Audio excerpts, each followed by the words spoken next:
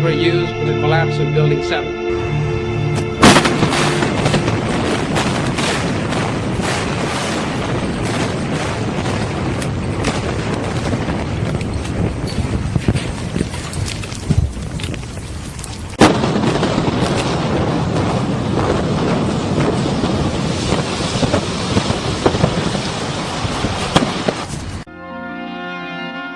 In the 1960s, when the towers went up, they were revolutionary. A project of this size created enormous challenges. The problem with skyscrapers before then was that they were crowded by a grid of steel columns to keep them up. The Trade Center would be different. All columns would be shifted to a central core with the elevators and stairs, and to the building's outer skin. Those were structural members. They actually held up about half of the weight of the building. The outer columns were made from prefab steel pieces, lifted into place and bolted together. 59 columns on each side, 283 columns in all, reaching 1,360 feet into the sky. The floors were concrete, held up by steel trusses underneath. They linked the outer skin to the inner core. So the towers were spacious inside and sturdy on the outside. From a structural engineering perspective, those buildings were magnificent. In retrospect, would it have been different had there been more supporting beams in a greater area around this building? Well, frankly, it's hard to imagine a building having more steel than this structure.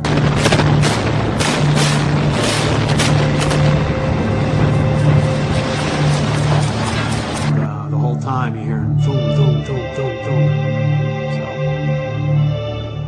I think I know an explosion when I hear it.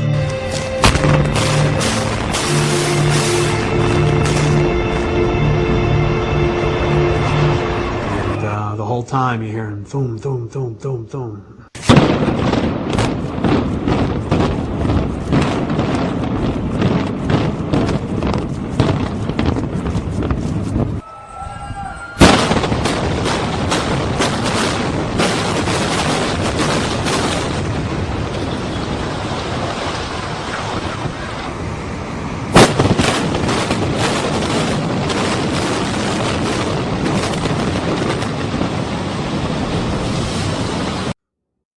A few blocks up West Broadway, looking toward the World Trade Center in the distance, Ashley Banfield was conducting an interview for MSNBC. You were just told by police that you should move out of your... The mic was set to pick up speech a few inches away.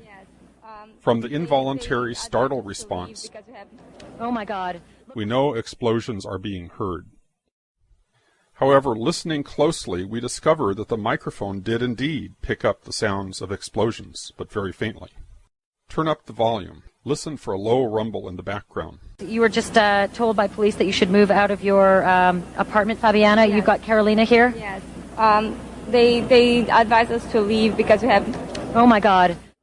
This time the sound has been filtered to emphasize low frequencies. Listen for booms like a bass drum in the distance. In fact, you were just told by police that you should move out of your apartment, Fabiana. You've got Carolina here? Yes. They advised us to leave because we have... Oh my God. Here's a different version, filtered to emphasize the mid-range sounds. The bass drum is gone. I would describe the blast sound like a train on a bumpy track. You were just told by police that you should move out of your apartment, Fabiana. Yes. You've got Carolina here? Yes. They advised us to leave because we have... Oh my God. Here's the original sound again. You were just told by police that you should move out of your apartment, Fabiana. Yes. You've got Carolina here? Yes. They advised us to leave because we have... Oh my God. Look behind us. Please pan in this way. Please be careful of your baby. This is it. That's the building coming down. Oh my God. Oh my God. Oh my God. No. No. If you didn't hear the blasts, back up, use earphones, turn up the volume, and listen again. There were 2 blasts, followed by 7 more, regularly spaced, all in 2.5 seconds. Craig Bartmer's testimony may come to mind. The whole time you're hearing boom, boom, boom, boom, boom. I think I know an explosion when I hear it. When we hear the sharp, regular series of sounds in the background, the building has not yet started to fall. When we hear the reporters say, "This is it," this is it, the building has not yet started to fall. The fall of the building corresponds to the crescendo in the crowd response. Here is another street scene with the building in full view. The crowd responds almost immediately as the building starts to fall. This occurs just after the reporter says, "This is it." This is it. Oh my God. Oh my God. Therefore, the blasts we heard occurred seconds before the building started to fall. When Ashley Banfield says, "This is it," it is because she has been previously told to expect Building 7 to come down. The brown building, the tall one, is number 7 World Trade Center. I've heard several reports from several different officers now that that is the building that is going to go down next. Back in the studio, the anchor, Brian Williams, not only had foreknowledge of the collapse, he had a ready explanation. What we've been fearing all afternoon has apparently happened. We were watching number 7 World Trade, which was part of the ancillary damage of the explosion and collapse of the other two. Just as Ashley Banfield was told, Brian Williams was told. There is indeed evidence that even the top fire officials were told. We are on the phone with New York Fire Department Lieutenant David Restuccio. Lieutenant, where are you right now? I'm at the corner of Northmore Street and Greenwich Street. Can you confirm it was number 7 that just went in? Yes, sir. And you guys knew this was coming all day? We had heard reports that the building was unstable and that it eventually would either come down on its own or it would be taken down.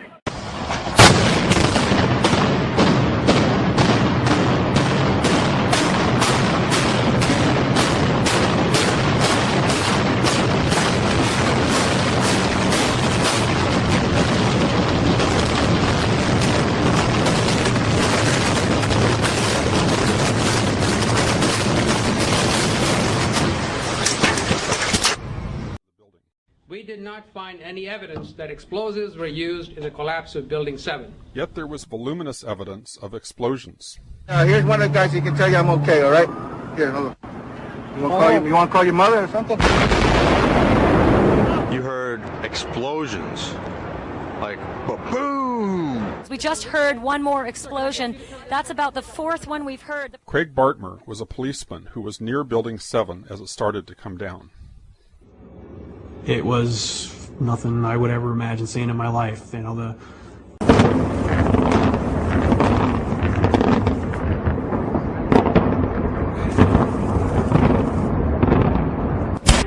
In fact, the World Trade Center's original engineers had even done calculations to see what would happen if a Boeing 707, a slightly smaller aircraft than the 767s involved in 9/11, struck the building by accident. And they concluded that if an aircraft hit, that the buildings would not collapse, that they would be able to take that hit and stand up. We had designed the project for the impact of our largest airplane of its time, the Boeing 707. That is to take this jet airplane, run it into the building, destroy a lot of structure, and still have it stand up. Well, 13,000 tons is a lot of force. People always talk about an airplane crashing into a building. And in 1944 or 45, a plane did crash into the Empire State Building. But the largest aircraft flying today, at least commercially, the 747, fully loaded, is on the order of 300 tons.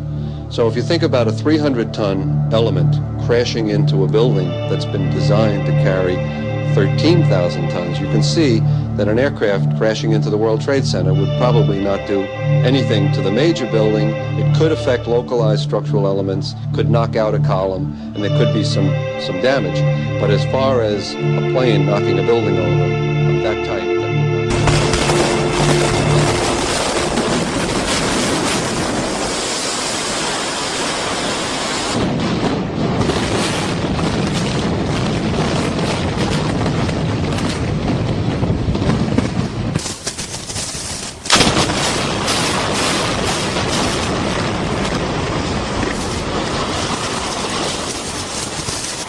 I believe that the building probably could sustain multiple impacts of jetliners because this structure is like the mosquito netting on your screen door, this intense grid.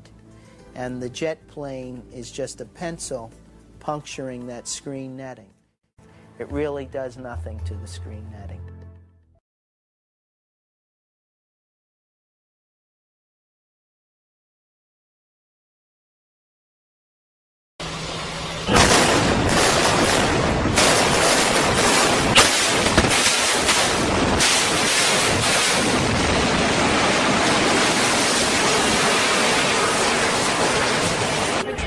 What happened?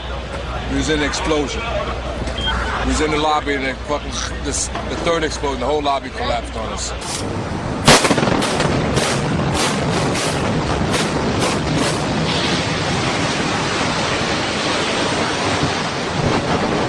What was it like? What was it like? Horrible. It's like hell. You don't want to know. The whole building just collapsed on us inside the lobby. Was that a secondary explosion? Yes, it was. That was the Yeah, definitely secondary explosion. We was inside waiting to go upstairs, and on our way upstairs, the whole fucking plane blew, and we just collapsed on everybody inside the lobby. People don't understand. There may be more. Any one of these fucking buildings can blow up. This ain't done yet. Yeah, here's one of the guys who can tell you I'm okay, all right? Here, hold on. You want to call your mother or something?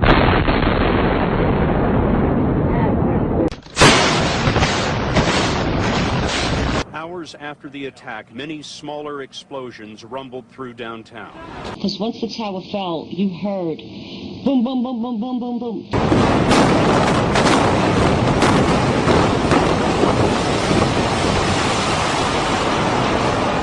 And we heard this boom, boom, boom. They were planned to take down a building. Boom, boom, boom, boom, boom, boom, boom. All the way down. So it was like boom, boom, boom, boom, boom, boom, boom, boom, boom, like that.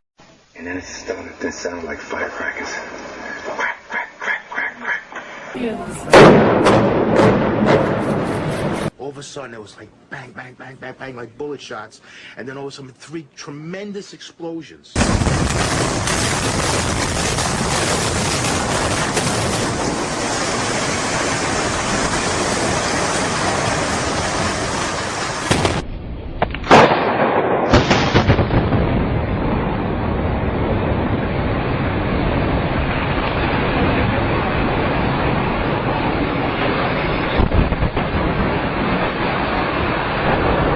There were numerous secondary explosions taking place in that building.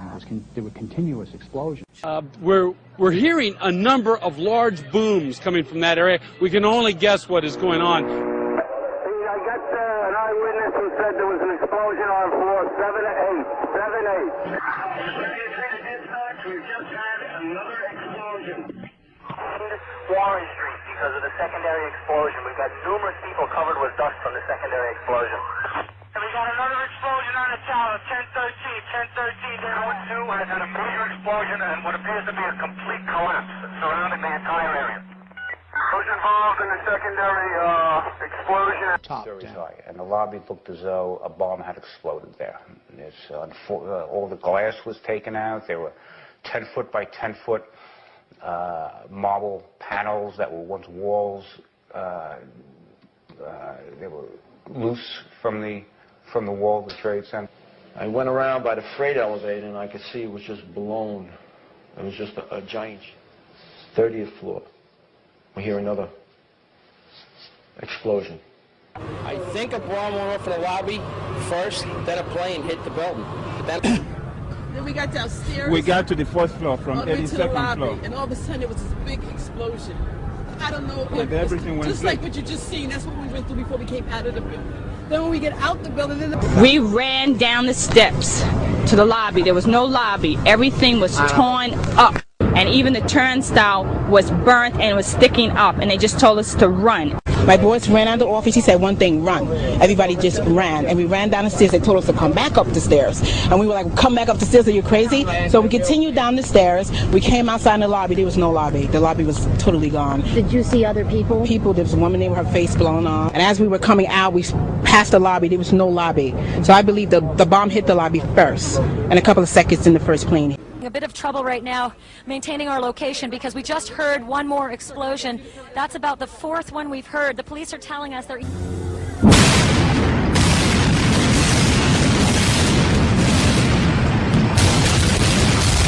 FBI is guys here, as you can see, they had roped this area off. They were taking photographs and securing this area just prior to that huge explosion that we all heard and felt.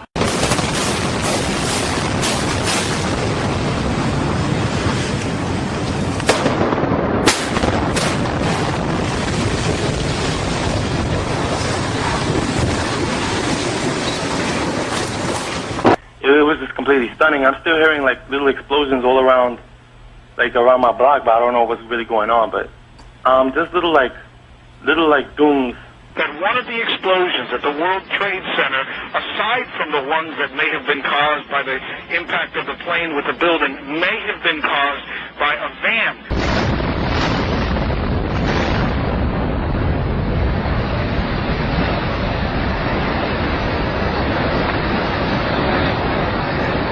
That was parked in the building that may have had some type of explosive device in it. So their fear is that there may have been explosive device planted either in the building or in the adjacent area. And that basically he received word of the possibility of a secondary device, that is another bomb going off. He tried to get his men out as quickly as he could, but he said that there was another explosion which took place. And then an hour after the first hit here, with the first crash that took place, he said, there was another explosion that took place in one of the towers here.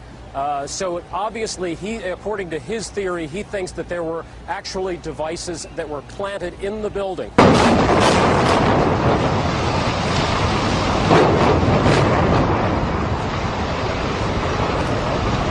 I was walking to work and all of a sudden I see a jet crash into the first tower, and 2 minutes later an explosion, which a whole bunch of people, including myself, fell on this side of the sidewalk.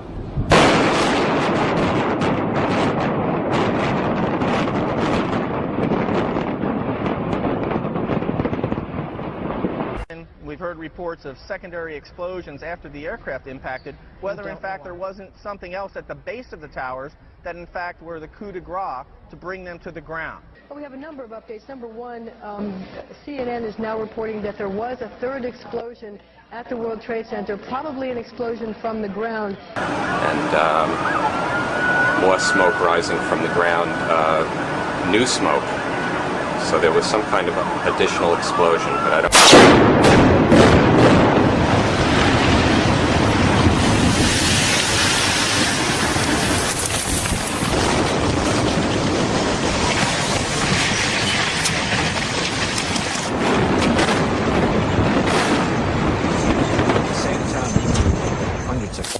I try to say, people, the moment we heard a big explosion coming down, everything just went black. Everything came down, glass are popping, and people got hurt, stuff went on top of them, and it was a big explosion, and everything got dark, real dark. Come down the steps, everything fine till we got to the basement, and then everything just fell in. I got trapped under there when another guy crawled out, kept getting hit in the head, had bags rolled around, finally we clawed our way out over the rubble. Yeah. Come on down. We did it right. All right, way to be, Tom. Let's go.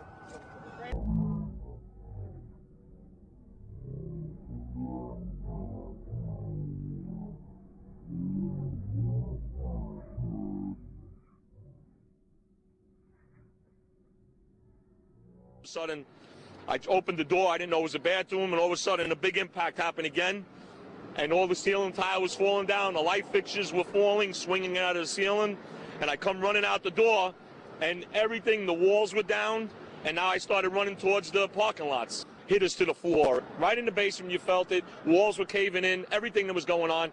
I mean, I know of people that got killed in the basement. I know of people that got broken legs in the basement. People that got reconstructive surgery because the walls hit them in the face. And I know, I'm just...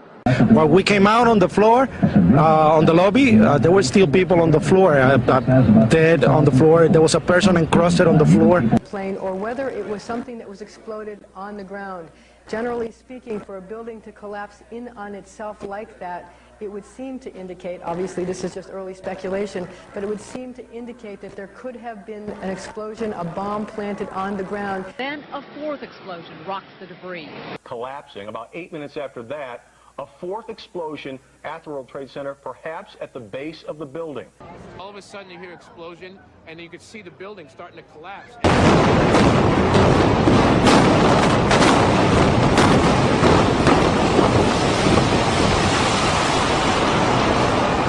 The mayor only saying he did not believe those blasts after the initial impact had anything to do with a gas leak. That was an initial report from the mayor. What's so frightening at this time is that we've heard 3 explosions since both towers collapsed.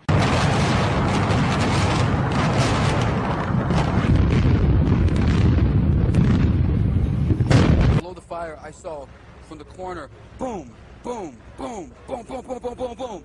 Just like 20 straight hits. Just went down, and then I just... saw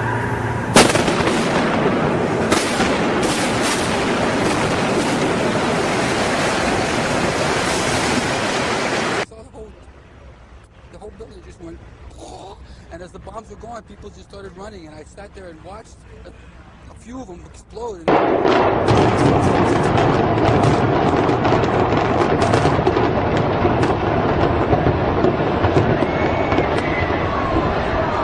When it went off the second building, you saw an explosion, and then you just saw a humongous cloud of smoke go up, and you saw the building start to fall down, and then you saw the core of the building just start to disintegrate into itself.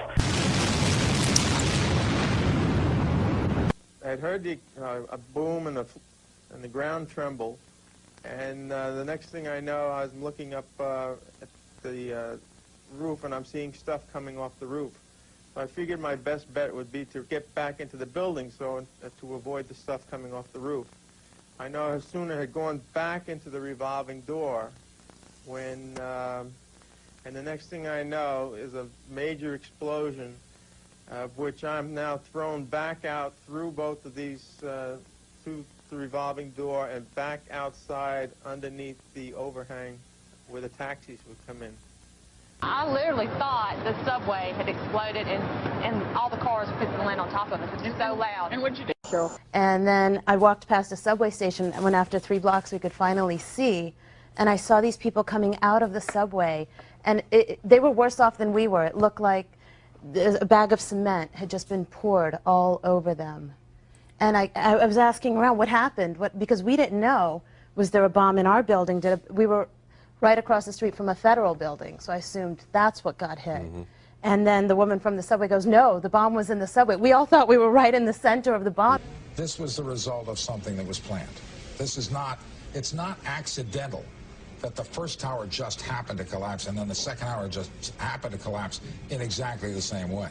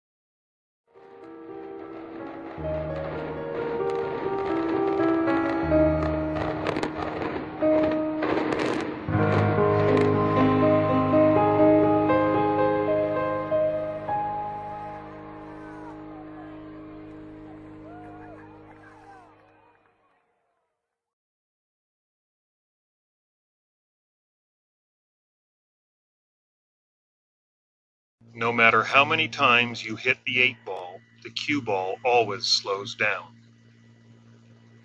No matter how many times you hit the nail, the hammer always slows down. And it doesn't matter if it's an elastic collision like that cue ball, or an inelastic collision where they stick together like these toy cars. The object that does the hitting always slows down. It also doesn't matter if the object is broken down into smaller pieces, as the speed of the object hitting all the pieces always slows down. Conservation of momentum is a fundamental law of physics that cannot be broken. So what do the fundamental laws of physics have to do with the events of 9/11? Everything. Most people don't realize that World Trade Centers 1, 2, and 7 did not slow down when they fell. Careful measurements, such as this one by David Chandler, clearly indicates that the velocity of the roof of the towers actually sped up. How can this be?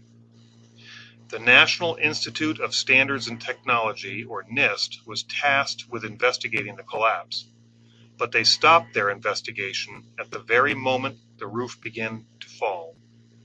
By stopping their study early, they never addressed the physics of the actual fall and just assumed that the collapse was inevitable. But in science, one needs to be very careful when making such bold assumptions. Instead, NIST relies on the work of Professor Bazant and others with their collapse analysis. To explain the energy needed, their hypothesis relies on the notion that the upper block physically crushed the lower concrete floors into dust. They claim the upper, smaller block of the tower crushed the larger, lower block down to the ground, and then the upper block finally crushed itself. In addition, they state that a simultaneous crush down of the tower and crush up of the upper falling block is impossible. But independent analysis refutes the official hypothesis because we do not observe a deceleration or jolt, which is necessary to crush the concrete below.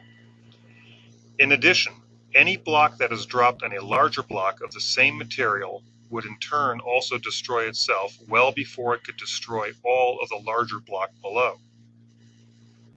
Newton's third law of motion says that for every force there is an opposite but equal force. So any force imparted by a falling block striking a lower block must also impart the same force on the upper block. What the independent studies are really saying is that there is only one mechanism that could cause an accelerating roof, and that is if some outside force, such as explosives, remove the supports below first, allowing the roof to speed up. Obviously, both hypotheses cannot be correct, so how can we tell who's right? By conducting some experiments, the arbitrator of opposing hypotheses. Richard Feynman was a brilliant physicist and a member on the panel that investigated the Challenger disaster, who conducted a simple experiment using ice water to demonstrate the effect of temperature on a piece of the shuttle's seal. He said, "It doesn't matter how beautiful your theory is. It doesn't matter how smart you are. If it doesn't agree with experiment, it's wrong." Let's observe some simple experiments to help resolve the following questions. Does the upper block of material slow down or speed up when it hits the lower block? Can the upper block destroy a lower block of the same material without destroying itself in the process? And can the crush down of a lower part be simultaneous with the crush up of the upper part?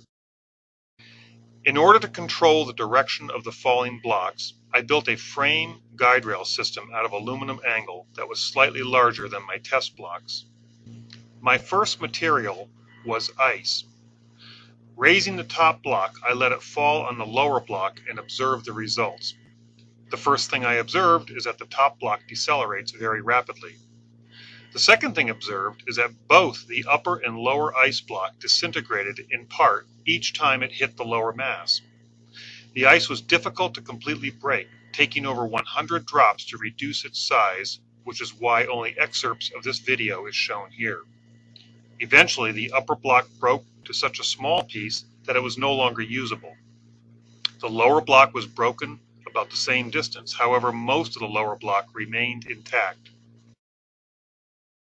A weak mix of mortar was poured into forms and cured for approximately 1 day. Using the same guide rails, the top block of mortar was dropped onto the larger lower block. Just like the ice block drop, the top block decelerated the moment it hit the lower mass.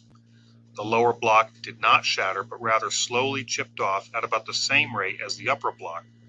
I continued to drop the upper block many times, and again, the video is truncated for brevity.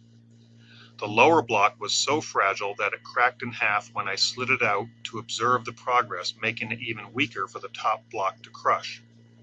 Nevertheless, it still took over 60 drops to demolish the upper block, and similar to the ice block, the upper block destroyed itself before the lower one was completely destroyed. Both towers held the upper block of floors for about 1 hour after the planes hit, meaning the total equivalent supporting force must be equal to the downward weight of the floors. The goal of the next experiment is to see if a force that can initially support a static load can also cause the same falling load to noticeably slow down when dropped. A wood block was gently wedged so that it just barely held the upper block in the static condition. Raising the block and dropping it, you can clearly see that the block decelerated as it hit the support, indicating that a deceleration will be noticed by a falling body by any equivalent force that could support the static weight. Next, I constructed a much larger guide rail system in order to guide a falling hollow concrete block onto a stack of 4 similar concrete blocks. The goal was to see if the concrete block falling would crush the lower 4 hollow blocks before it crushed itself, and to see if it would continually accelerate with the accreting mass. The concrete block was raised to the 12-foot mark, equivalent to the floor spacing on the twin towers, and then let go. The falling block decelerated rapidly after it hit the lower stack and destroyed both the falling block and the top block virtually simultaneously. However, it did not destroy the lower 3 blocks. The test was repeated with the same blocks, only this time the holes in the blocks were alternated 90 degrees to each other. Similar results were observed. Finally, some very small, weak half blocks were used. The results were identical, however, due to the lack of support from the guide rails they tipped over, but not until after they yielded the same results. The next 3 experiments are real-world examples intended to see if, indeed, as NIST simply assumed, a collapse would be inevitable.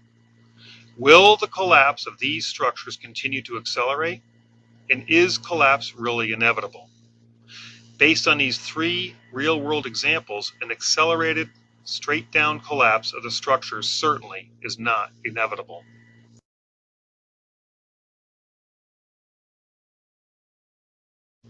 These are simple experiments, but like Feynman's ice water used for the space shuttle, they demonstrate fundamental laws that will not be fooled by the so-called experts, even with all their funding and fancy equations. What was demonstrated by this experiment is, 1. Any upper block of material must slow down when it hits any mass or force that previously supported it. 2. The upper block of a falling structure will destroy itself well before it can possibly crush the entire larger lower block. 3. The crush down of the lower block can be virtually simultaneous to the crush up of the falling block. The fact that the upper block of the World Trade Center was observed to speed up cannot be explained with a natural gravitational collapse. What you are observing are rapidly timed explosives blowing out the supporting structure, allowing the roof line to accelerate. Explosives also account for all other evidence found, such as the eutectic steel found by FEMA, the iron microspheres found by the USGS, and the high explosive active nanothermite found in the dust, none of which was addressed by NIST. Perhaps there are experiments that support the official hypothesis that match what we observed, but I cannot think of one. There is no sense trying to support the official position with words until such time as a repeatable experiment that clearly demonstrates what we observed can be presented. Since the experiments does not match the Bazant hypothesis, it's wrong. NIST's assumption that the towers collapse was inevitable is also wrong. The controlled demolition hypothesis is the only one that can be supported by experiment using the scientific method. Always remember the thousands of people that were intentionally murdered that day, and the unnatural acceleration of the towers that defy the laws of physics without assistance from explosives the next time you hit a nail with your hammer or play a game of pool.